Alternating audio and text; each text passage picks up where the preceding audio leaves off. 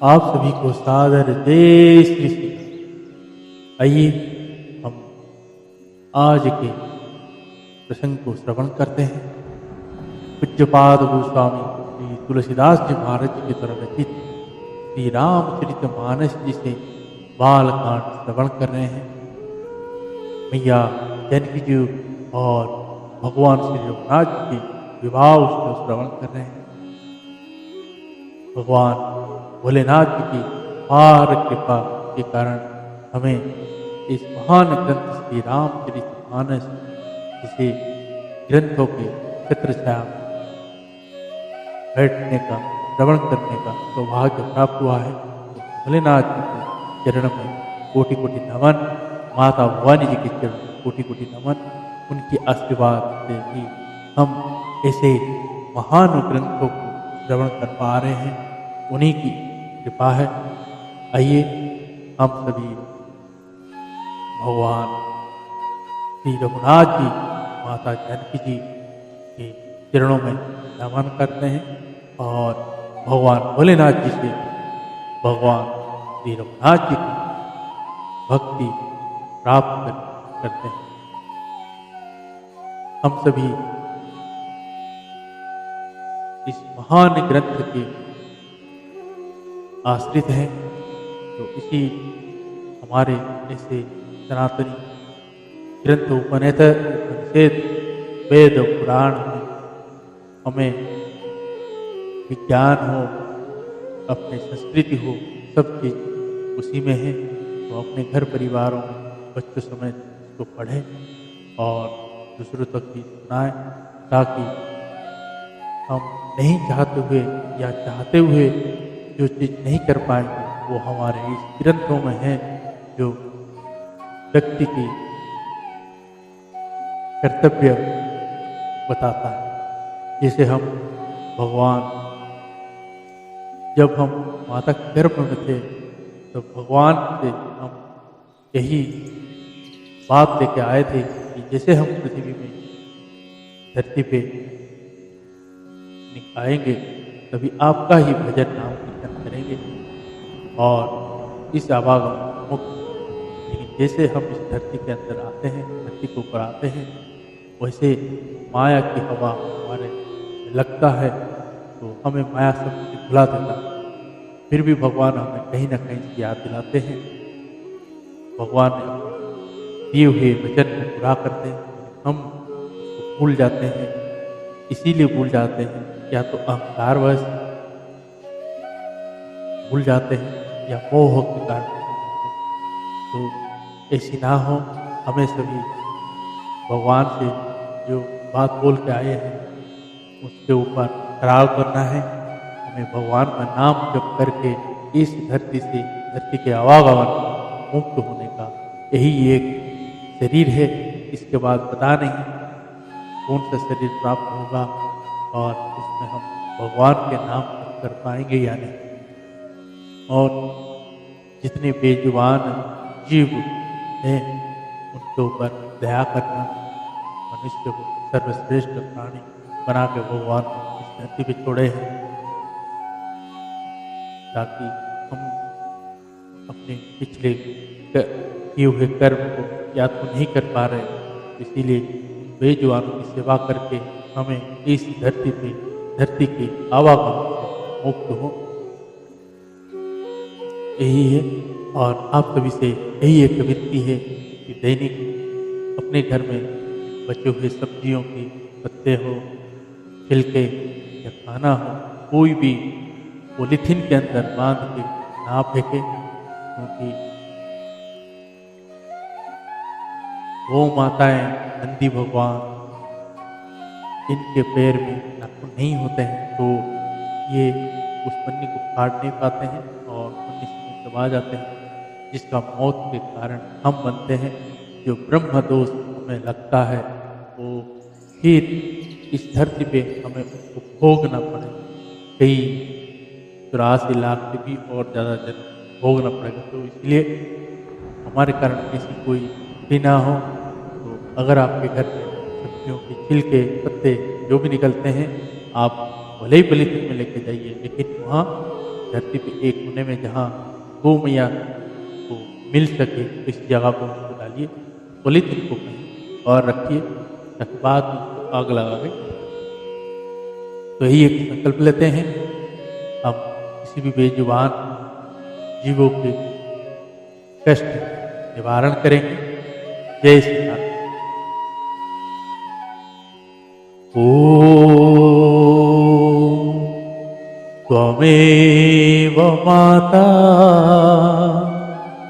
च पिता त्वमेव त्वमेव बन्धु च सखा त्वमेव त्वमेव विद्यं द्रविणं त्वमेव त्वमेव सर्वं मम देव देव त्वमेव सर्वं मम देव देव। श्यावर रामचंद्र भगवान की जय। श्री बाल कृष्ण भगवान की जय। श्री उमापति महादेव की जय। श्री पवन सुत हनुमान की जय। पूज्य पाद गोस्वामी श्री तुलसीदास जी महाराज की जय। श्री रामचरितमानस भगवान की जय। गुरुदेव भगवान की जय। ओम नमः पार्वती पतये हर हर महादेव।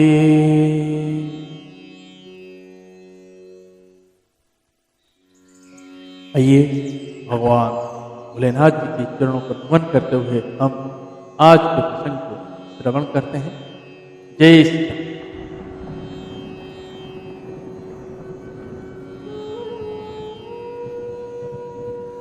दोहा। सबह विलोक लोक सब जान जान की वीर हृदय न हरस विषाद कछु बोले श्री रघुवीर। तब श्री रामचंद्र जी सब लोगों को भयभीत देखकर और मेरी मैया जानकी जी को डरी हुई जानकर बोले। उनके हृदय में ना कुछ हर्ष था ना विषाद। मास परायण नवा विश्राम। नाथ संबुधनु भंजनिहारा होई के एक दास तुम्हारा।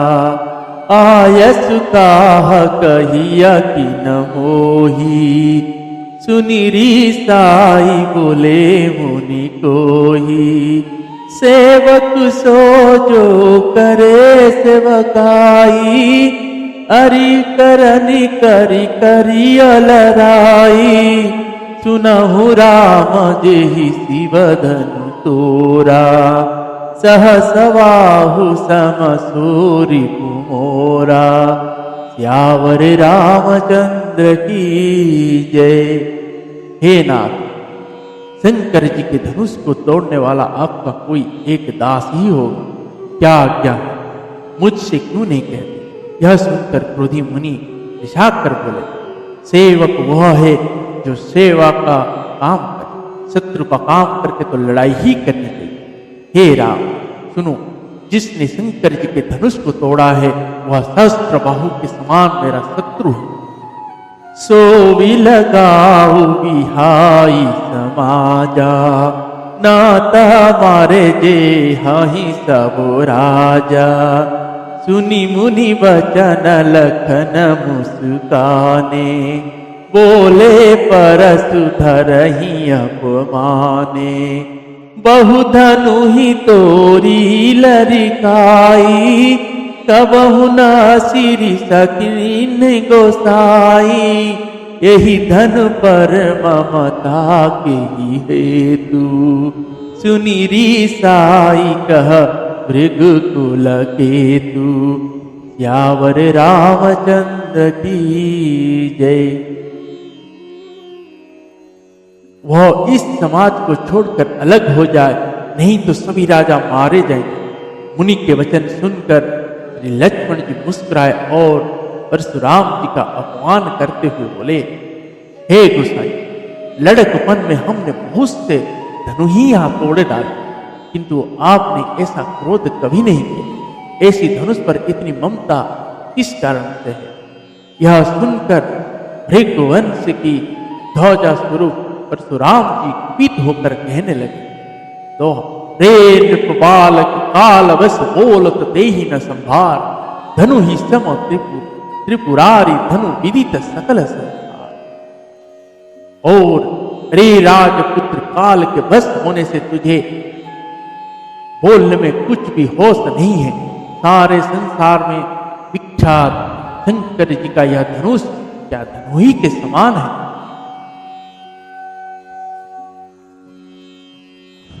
लखन कहा हंसी हमारे जाना, सुनहु देव सब धनुष समाना।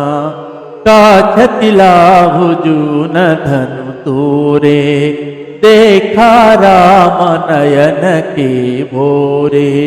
छुअत टूट रघुपतहु न दोषु, मुनि बिनु काज करिय तत रोसु। बोले चितई परसु की ओरा, रे सठ सुने ही सुभाव न मोरा। सियावर रामचंद्र की जय। लक्ष्मण जी ने हंसकर कहा, हे देव सुनिए, हमारे जान में तो सभी धनुष एक से ही है, पुराने धनुष के तोड़ने में क्या हानि ला। श्री रामचंद्र जी ने तो इसे नवीन के धोखे से देखा था, फिर यह तो छूते ही टूट गया।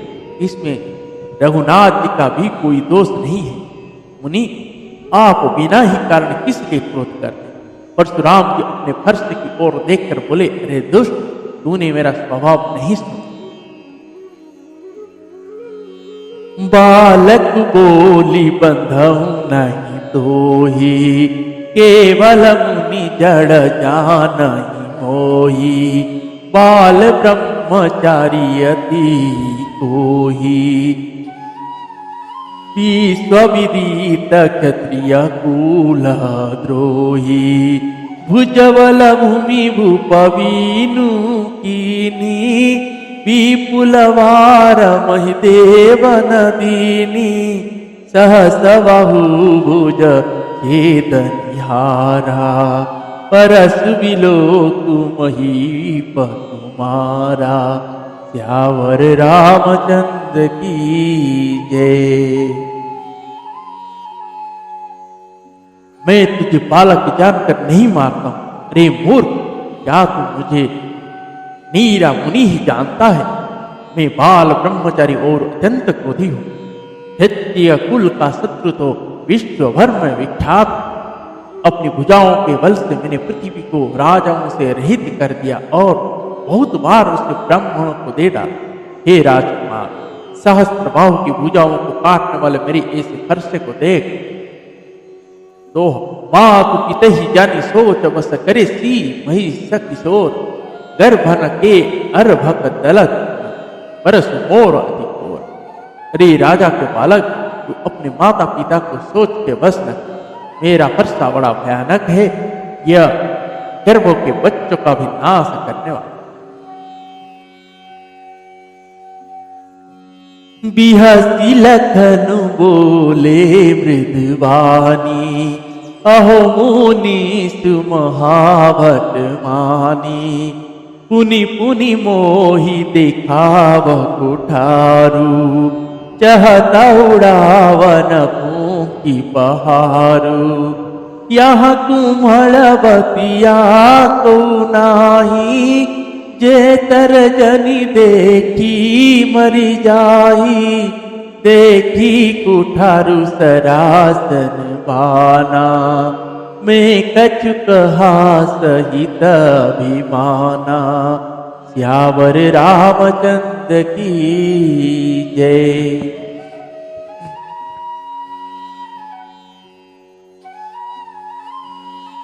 लक्ष्मण जी हंसकर कोमल वाणी से बोले, ओह मुनिष्ठर, तो आपको बड़ा भारी योद्धा समझते हैं।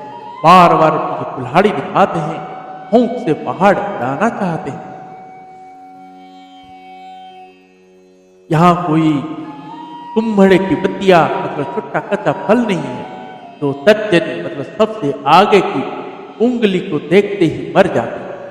कुठार और धनुष बाण देखकर ही मैंने कुछ अभिमान सहित कहा था, भृग समुझ जने बिलोकी, जो कछु कहाहु सहाहु रिसरोकी, सुर महिषूर हरिजन अरुगाई, हमरे कुल इन पर न सुराई, बंधे पापु अपकीरति हारे, मारतहूँ पापरिय तुम्हारे, कोटि कुलिस समवचन तुम्हारा, व्यर्थ धरहु धनुबान कुठारा, सियावर रामचंद्र की जय।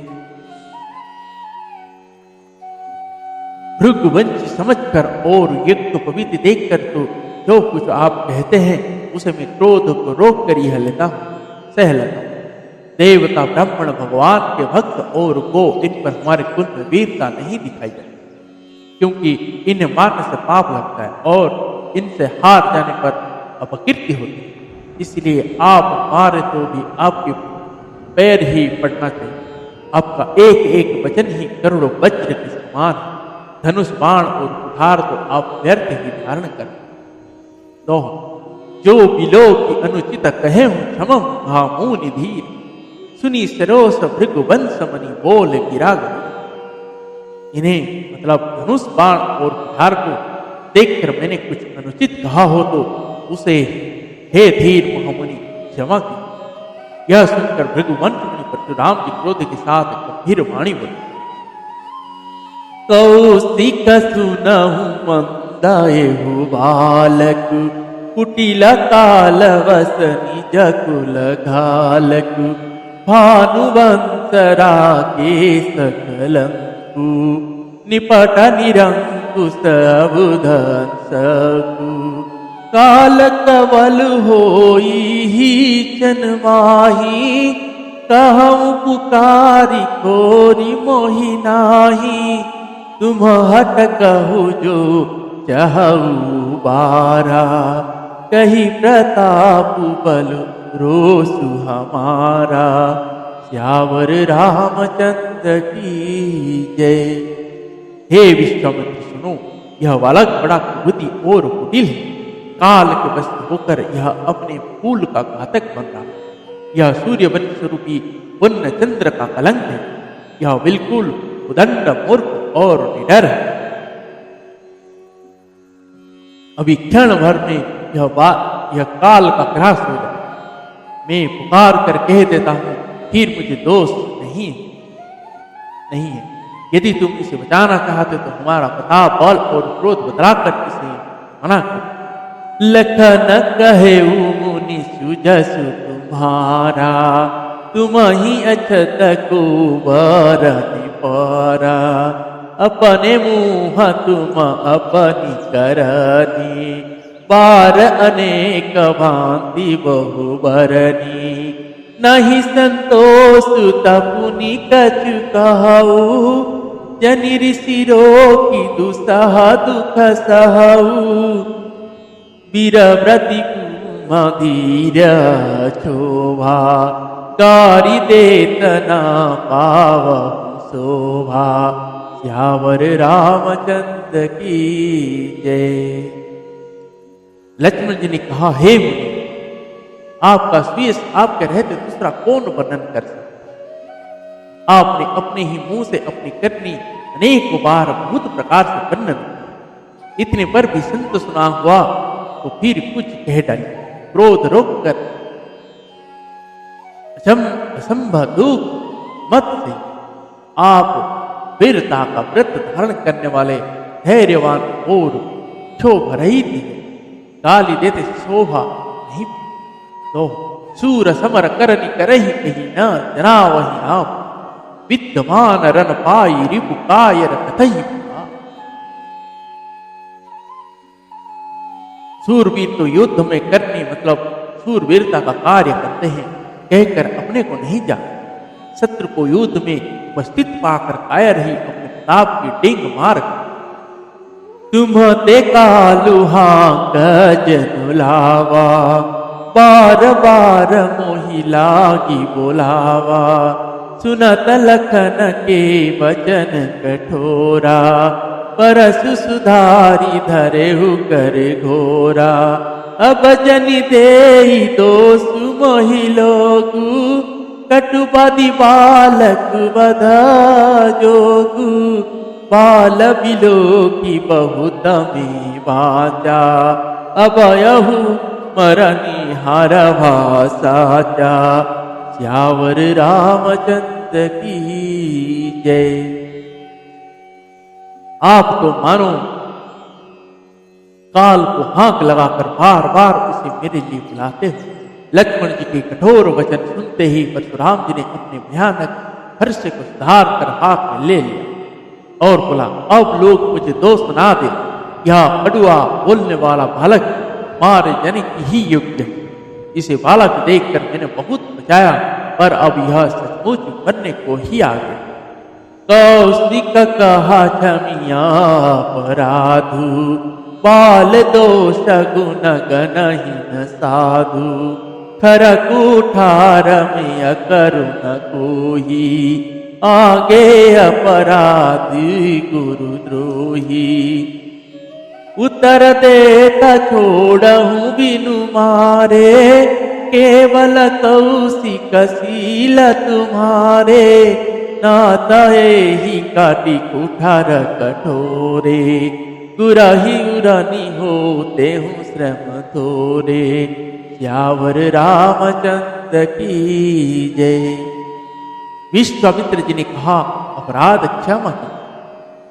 बालक के दोष और गुणों को साधु लोग नहीं गिनते। परशुराम जी ने बोले, तीखी धार का कुठार में दया रहित और क्रोधी और यह गुरुद्रोही और अपराधी मेरे सामने उत्तर दे रहा है, इतने पर भी मैं इसे बिना मारे छोड़ रहा हूं। सो हे विश्वामित्र, केवल तुम्हारे शील प्रेम से नहीं तो इसे इस कठोर कुठार से काट कर थोड़े ही परिश्रम के गुरु से उत्तीर्ण हो जाए। तो गाधि सूनु कह हृदय हसी मुनि ही हरि अरहु सूझ अयमय खांड ना उखमय अजहु ना बुझ।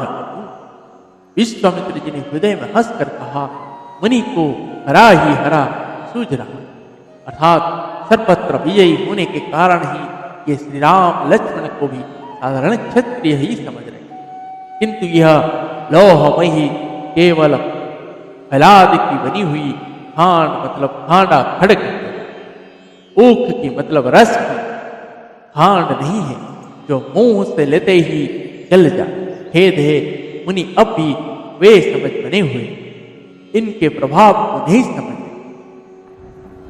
कहे उलखन मुनि सीलु तुम्हारा को नहीं जान विदित संसारा माता पिता ही उरनी भयनी के गुररिनुराहा सोच बड़ जी के जो जनुम जो सो जन हमारे ही माते काढ़ा दिन चली गए ब्याज बड़वाड़ा अब आनिया व्यवहारिय बोली तुरत देव में थेली खोली श्यावर रामचंद्र की जय।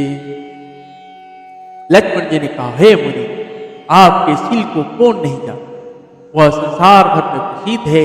आप माता पिता से तो अच्छे तरह दुन्न हो ही गए, अब गुरु का ऋण रहा जिसका जी में बड़ा सोच लगा, वह मानो हमारे ही मत्थे काढ़ा था। बहुत दिन बीत गए, इससे ब्याज भी बहुत बढ़ गया हो। अब किसी हिसाब करने वालों को बुला लाइए, तो मैं तुरंत थैली खोल कर दे। सुनी कटु वचन कुठार सुधारा हाय हाय सब सभा पुकारा खुदुबर परसु दिखाव मोही विप्र विचारी बचौन पदोही मिले न कवहु सुभटारन गाड़े, तीज देवता धरही के बाड़े, अनुचित कही सब लोग पुकारे, रघुपति शयन ही लखन निवारे, यावर रामचंद्र की जय। लक्ष्मण जी के कड़वे वचन सुनकर परशुराम जी ने धार संभाला, सारी सभा हाय हाय करके पुकार। लक्ष्मण जी ने कहा, हे भृगुश्रेष्ठ, आप मुझे भाषा दिखा रहे हैं, और हे राजाओं के शत्रु, मैं ब्राह्मण समझ कर बता रहा हूं, मतलब तरह दे रहा हूं। आपको कभी रणधीर बलवान वीर नहीं मिले, हे ब्राह्मण देवता, आप घर ही में बड़े हैं। यह सुनकर अनुचित है कहकर सब लोग पार उठे। तब रघुनाथ जी ने इशारे से लक्ष्मण जी को रोक लिया। जय जय श्री सीताराम को लखन उतर आहुति सरिस भृगवर, गोप कुशान पढ़त देख जल सम वचन बोले रघुकुल। लक्ष्मण जी ने जी के उदर से जो आहुति के समान थे, परशुराम के क्रोध रूपी अग्नि को बढ़ते देखकर रघुकुल के सूर्य श्री रामचंद्र जी जल के समान शांत करने वाले वचन, जय जय श्री सीताराम। कल हम श्रवण करेंगे भगवान श्री रामचंद्र जी जब परशुराम जी जब लक्ष्मण जी से युद्ध हो रहे थे, तभी श्री रामचंद्र जी बोले, हे मुनिवर, आप जितना गुस्सा हो रहे उतना बड़ा हमारे अपराध भी नहीं है। लक्ष्मण तो बच्चा है, अगर बोल दिया है, बच्चों के बाद नहीं पकड़ना चाहिए। और उसके बाद भगवान श्री राम जी अपना और भगवान राम जी के साथ तुलना की है, बताए हैं, हम आपके हर तरफ से, हम आपसे छोटे हैं, उम्र से भी छोटे हैं, आप ब्राह्मण हैं, आप क्षत्रिय हैं, उसमें भी छोटे हैं, और हमारा नाम केवल राम है, आपका नाम परशुराम है। तो ये धनुष आपके दास ही तोड़ा है।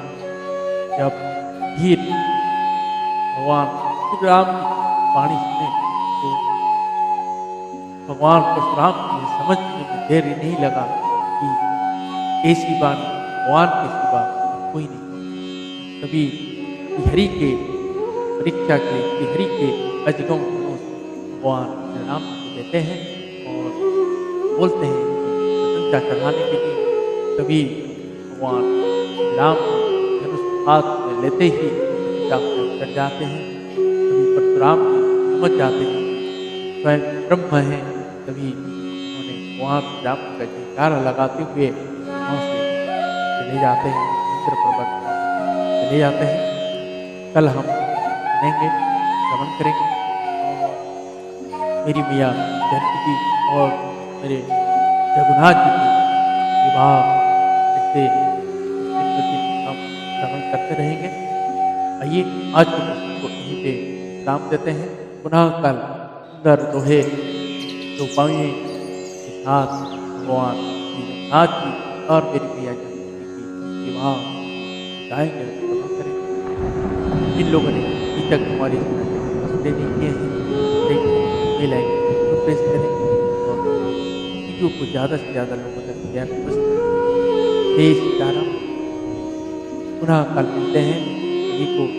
हरे राम राम राम सीताराम राम राम, हरे राम राम राम सीताराम राम राम, सीताराम राम राम सीता राम राम राम, हरे राम राम राम सीताराम राम राम।